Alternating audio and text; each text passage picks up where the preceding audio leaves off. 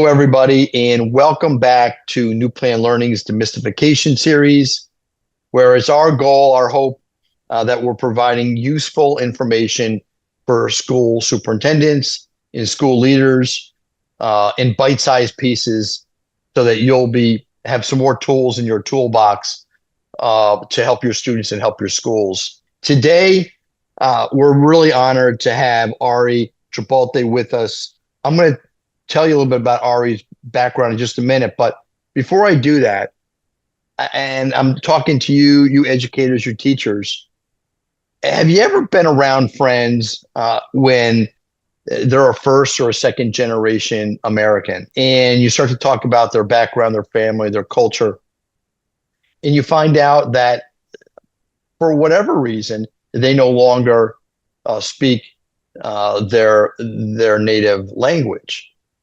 If so, like me, this is very common, and it is having an impact. On the other hand, we know because of recent data that the bilingual brain has so many critical benefits for young adults and for adults. It not only enhances their life overall, keeps their culture alive, but it provides so many useful benefits for our society as a whole. As educators, we're really always focusing on outcomes, academic outcomes. And if you're a school leader or a teacher and you have a lot of students who are bicultural, tricultural, literacy is very important. And that is reason why Ari is here with us today. Ari is a co-founder of 311 Literacy and Little Bookmates. She really is a champion for literacy, not only here in the US, but in Latin America, South America. You really are a champion for literacy. We're going to talk more about the great work you're doing here. You're also the chair of the Latin American chapter at Harvard. And of course, you're a graduate of Harvard as well. So we're really here to talk to educators about literacy. It's critically important. So can you give us a little sense of the literacy challenges that we're facing now across America, Latin America, the Caribbean, etc.? Thank you so much, Robert, for that introduction. And I'm so happy to be here talking to all your audience about not just literacy, but the importance of biliteracy. I mean, to tell you a little bit of the problem that we're facing, there are more than 10 million Hispanic students in the US. 80% cannot read at grade level. And I'm just talking about the US. The problem is worse in all Latin America. And I'm not going to say specific numbers in Mexico, which is my home country, but literacy and reading levels are worse than ever. And this is something that we need to take care of, because if not, our kids are not going to be able to understand, are not going to be able to enjoy reading, are not going to be able to, immerse in today's economy. They're not going to be able even to understand AI. So if you cannot read, you cannot use AI, you cannot understand the world. It's a very important and critical thing in the children's life. So the challenge is 80% not at grade level is an astonishing figure, but you are not sitting on your hands by any stretch of the imagination. You have launched a bilingual literacy program to help have a big impact on this challenge. We're going to get into some of the pieces of this because I want the educators that view our video to have some tools to walk away, resources to go to. But can you start to talk a little bit about, now we know what the challenge is, why 311 Literacy and Little Bookmates, and what are their focuses to try to impact this challenge ahead? Yeah, sure. So for the past 10 years, I've been obsessed with the problem of reading. And I found out that a lot of families and a lot of kids don't read because they don't have enough access to good resources. So with Little Bookmates that I found in Mexico, we provide physical books to families because we don't have a lot of libraries over there. So it's a subscription business where you can receive books at home to read with your kids and then exchange them on a monthly basis. So we've sent more than 100,000 books in all Mexico, and that's going fine. But now that I'm in the States and I can see there are libraries at school, a lot of kids have access to books in their classrooms, but there's one problem. There are not enough books in Spanish. So I have two kids. They're right now in middle school, and they don't have anything to read in Spanish. The access and the it's just not the books in Spanish that are at grade level, but any types of books. So this is a huge problem. And you started the podcast with this thing. If I don't give them enough resources to read, they're going to forget about Spanish. And I don't want that, of course. So that's why I co-founded 311 Literacy, which is a bilingual literacy platform that we design, but it's for the lifelong love for reading. So our goal is that the kids love to read so they can read to learn. And that includes English and or Spanish. 311 Literacy is a platform for bilingual literacy. Exactly. Right? We know we've already talked about the huge demand. Educators are seeing this in their classroom. I should say demand. I really mean need. How does 311 Literacy, how can it help not only families, but how can it help classroom teachers, school leaders improve literacy, biliteracy for their students? Well, we partner with a reading platform that it's called Light Sail.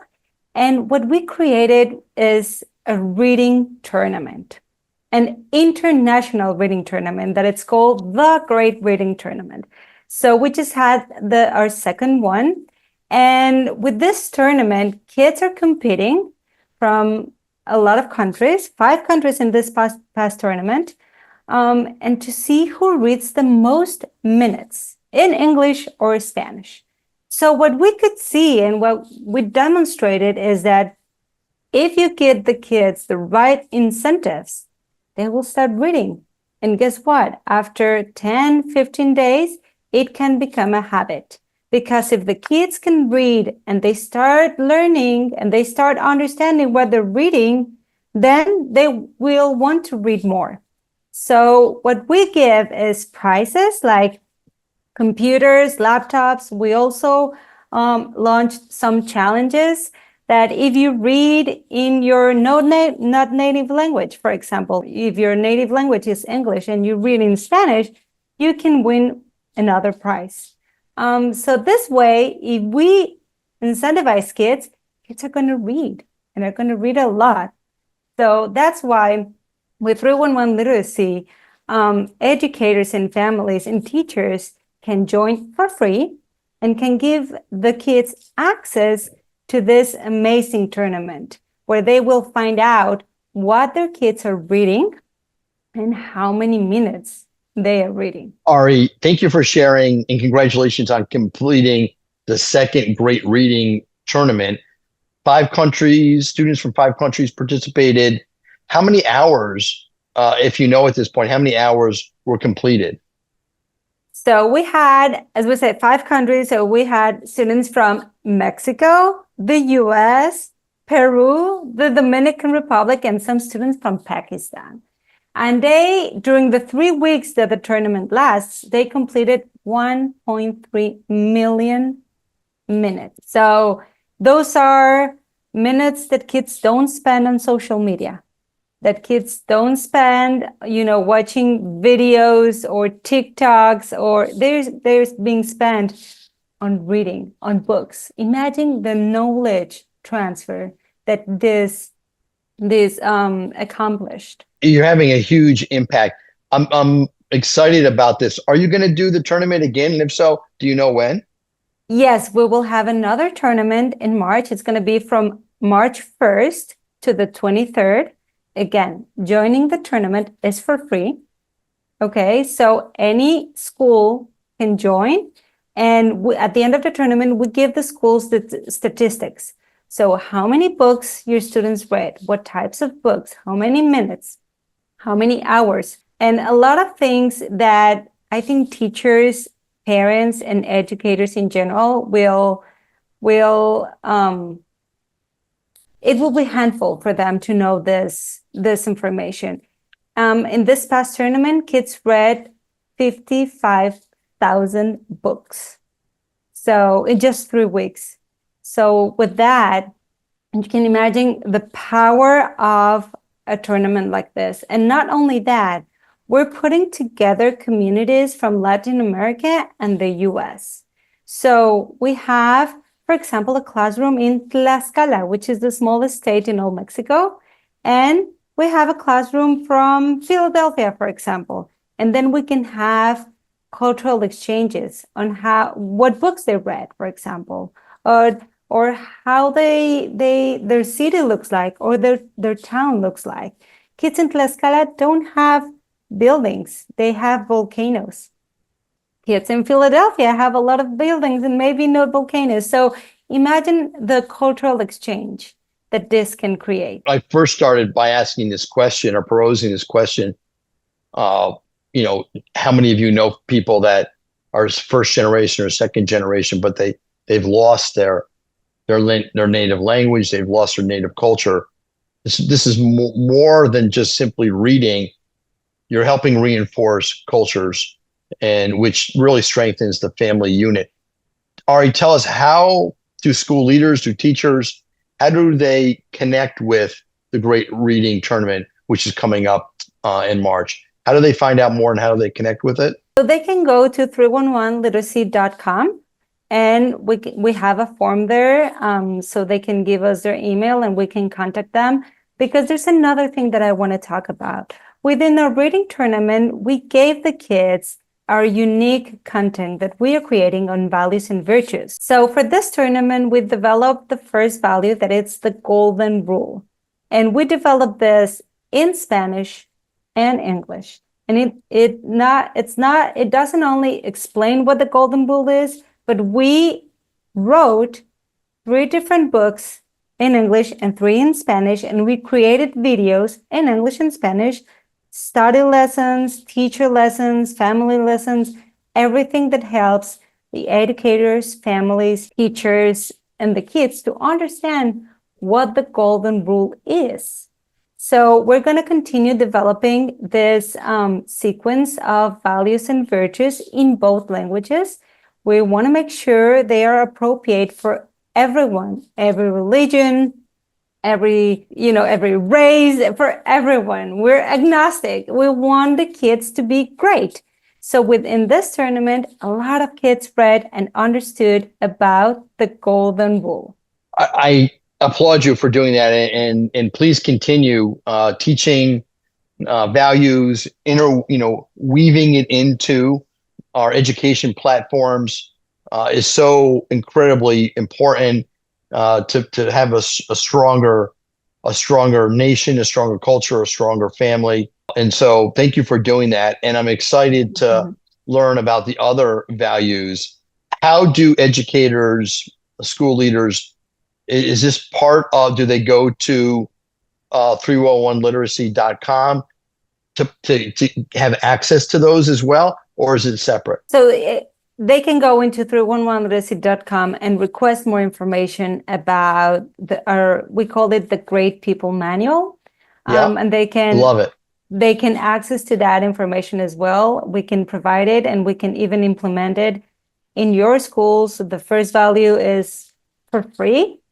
And we want to know what the schools and the teachers and educators think about this, so we can continue developing all the others, values and virtues. But if they go to our website, they can find out all information about the grade winning tournament and the Grade Pupil Manual. I hope to see everyone in our next tournament. One thing that's important, within the same reading platform that I mentioned before, it's called Lightsail, we have more than 10,000 books. Out of those, 4,000 are in Spanish. So you have books and articles as well. So you have books in English and Spanish in one platform. So I think that's valuable for educators. One other question I have, or before we start to wind down, is for educators, it's very important for them to know what reading level their students are at, so they can track progress, they can speak to fellow educators, speak to their parents. Is there a mechanism inside the platform which, and if so, what is that mechanism to inform people about what reading level their students are at? Absolutely. So within Lightsail, at the end of the tournament, students, if teachers choose to, they can have what we call a power challenge. And it's like a 50-minute test to see where the students are at. And that's only in English right now. We're in the process of developing the same thing, but for Spanish. So right now, we will be able to give you the Lexile number of each student in English. Wonderful. And Spanish is coming. Spanish is coming. We don't want to do that before the tournament begins, because that gives the kids a sense that this is academic. And this is not. The tournament is reading for fun. If you read a lot, you can win amazing prizes. You can learn a lot of things. So that's a real prize. Indeed, and that's the prize at the end of the day. But it helps to have incentives, especially when you're younger. I mean, we all like to have incentives, but especially when you're younger. I want to thank you very, very much again. This is an important priority. It should be an important priority for our nations, because everything is based off of literacy. And, we spent the last 150, 200 years or longer, in some cases thousands of years, depending on what nation we're from. When we transition to someplace else, we lose all that culture. And I get the sense that if we don't know where we came from, we really don't know where we're going. And so, at NPL, we do more than just provide facilities, and in some cases, facilities funding for schools. We like to help our schools achieve their goals, which really means at the bottom line, we're all here to serve students. And we are on this literacy path to educate more and more charter schools around our nation about, in particular, bilingual literacy. You gave an astonishing number that 80% of our Hispanic or Latino students are not reading at grade level. That has to stop. That seems to me that has a huge impact on our nation state for the future. And so we want to provide more value than the paid for services that nonprofit schools hire us for. Literacy is a passion of ours, and we want to continue to support 311 literacy, to help more people know about the great reading tournament. And so prior to the tournament in March, let's reconnect so we can push out to our almost 4,000 schools in the announcement, and where school leaders, school teachers can click on this and also pass it out to their parents and to their students. So let's do this again. We don't need to do the whole video again, but let's at least connect again so we can encourage more folks to join the Great Reading Tournament. For sure. Thank you so much for this opportunity. In this tournament, 15,000 kids joined. And I hope for the next one, with your help, we can have more and more kids. Our goal is to reach to 1 million students, everyone competing and everyone reading, because at the end, and as you said, it's all about the impact. How can we impact and better service our students?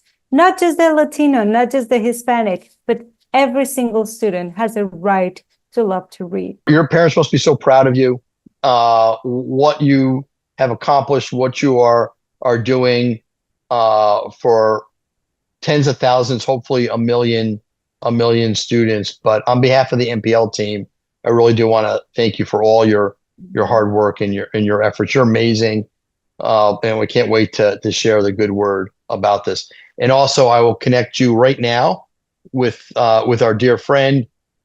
She's in Germany, but be back by the second week in December. Robert, thank you so much. You're so nice, and thank you, JJ, as well.